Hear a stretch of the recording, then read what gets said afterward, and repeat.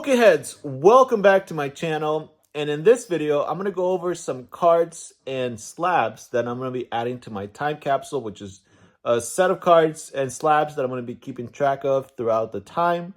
But before I do that, I want to mention two quick things. First, I am going to be talking about Pokemon cards. This is Pokemon TCG related channel, but this is not intended for kids. I will be swearing.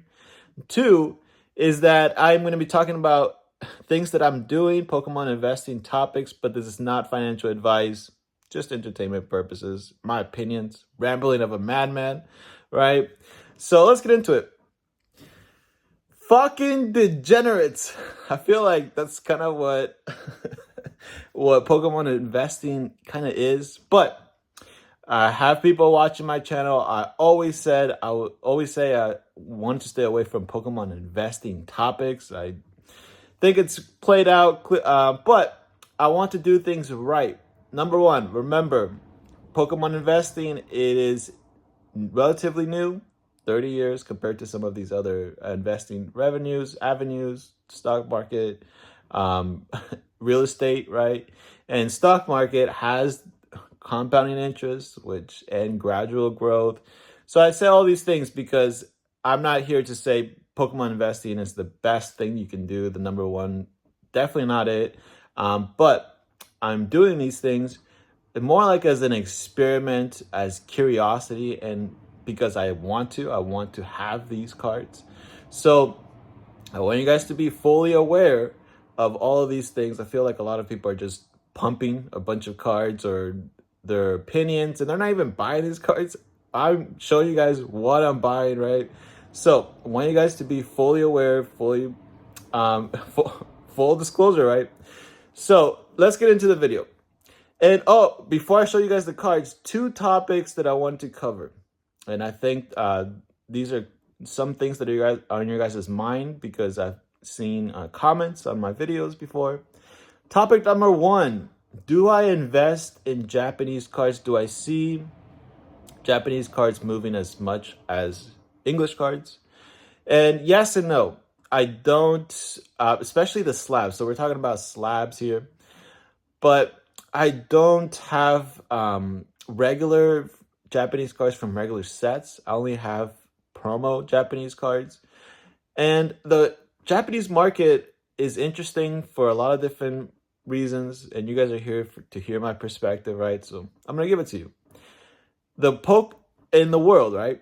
If we take Pokemon out of things for a bit, there are different type of markets that different companies try to tap into based on really region and country. So the US is a degenerate market. We are like 300 million or maybe more now, 400 or so million people living in the US, right? So definitely not billions, definitely not a lot of people compared to like China and India and things like that, right? Countries like that. So there's not a lot of us here, but if you look at how the world spends their money, most of the money comes from the US, or a lot of it compared to proportionate how many of us are in the world, right? So the US is a degenerate market. They spend the most, for per capita, right? So a lot of these companies try to tap into the US market for that reason, because they know the US willing to throw their money pretty much carelessly at almost anything, right? And throw more money than they even have. They go, middle class goes into debt, right? So I tell you this because the Japanese market is not like that, right? So these main sets, I don't think are going to do crazy prices because of the money being thrown around is really in English cards, right? The degenerates are English, are Americans. So, and a lot of other countries prefer the English cards as well because of the value as well.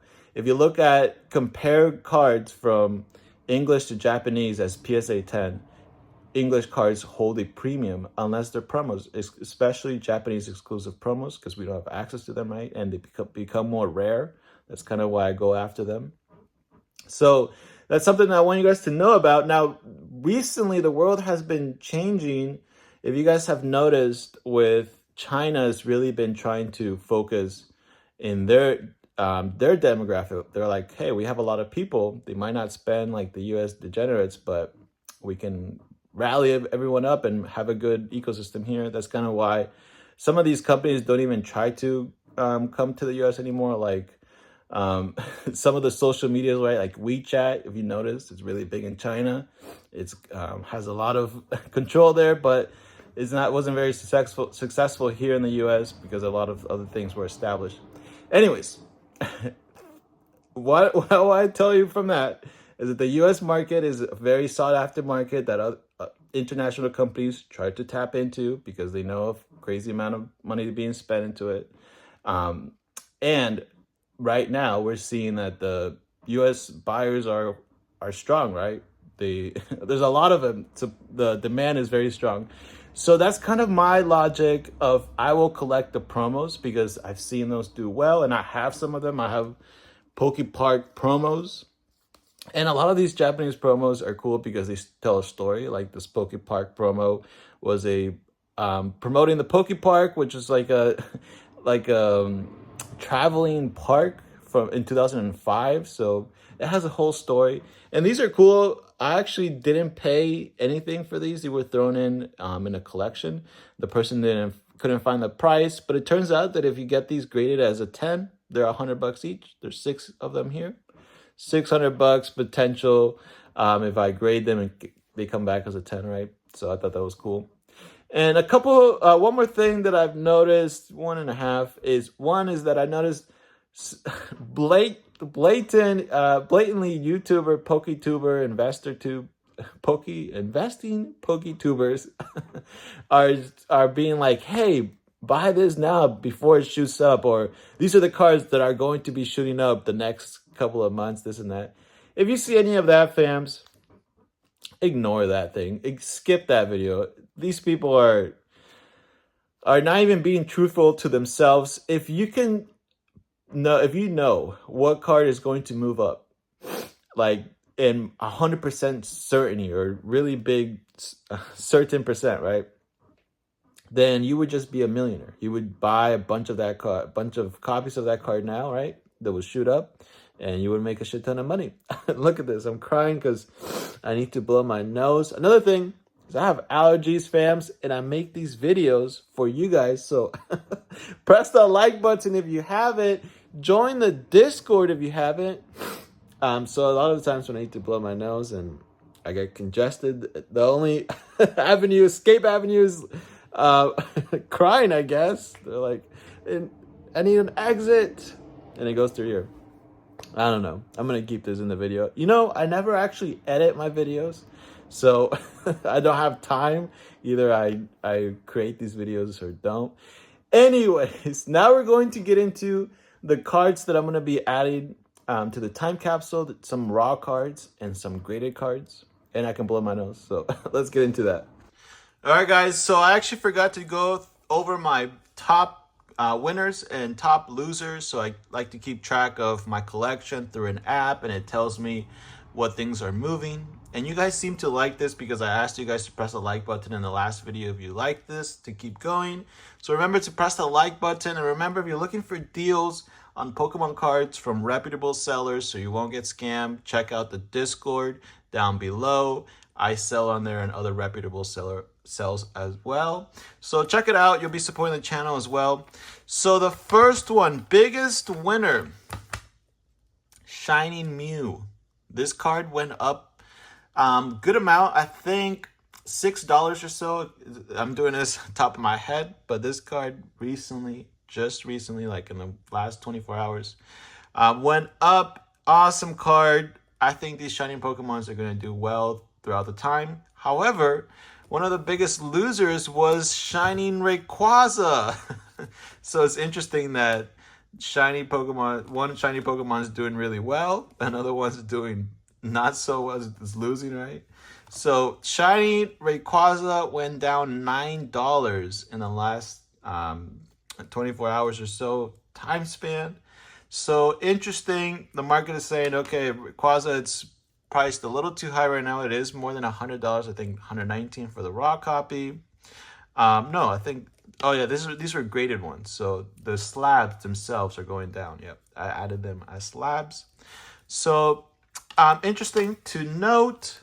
And also I bought one of those top or not top loader, one of those graded holders. So graded slab holders. That way right now I'm putting them in this ETB box. But once this gets full, because this will get full, I'm starting to pick up more and more slabs. I'm gonna then move them into the case, the slab case, right?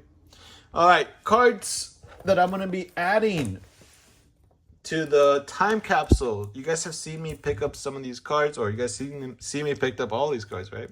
So Mewtwo and Mew GX. I strongly believe in this card. Alt Art promo from Sun and Moon. Right now, it's at 140 of if you go based off last sold on eBay, but the app puts this at 124. So maybe it's just hasn't updated based on last sold on eBay. So maybe this will go up. I paid 145 after fees and everything. I did buy this off eBay. And then I also picked up this one here, the Blastoise Piplup, of course, alt art. And this is not a promo, but look, it's a beautiful card. And it's a little bit older than the hype era. So I picked this up for $250 with everything included, shipping, and there was no tax because it was online. And last sold listing on eBay would put this at $250. However, I wasn't able to find a price on the app, even though the app says you can put CGC slabs. It was like it gave me a coming soon type of deal. So I ended up putting the PSA one because I do plan to cross grade it in the future. So the PSA one is at $308. So that's kind of what I'm keeping a track of as. And finally, I'm adding this raw card here that you guys see me pick up before, Gengar and Mimikyu. Now this card looked off-center, but I have seen a lot of cards that are off-center still get the PSA 10, so I might still grade this. I locked this in at 120, and it hasn't really changed, moved very much. This has stayed at 120.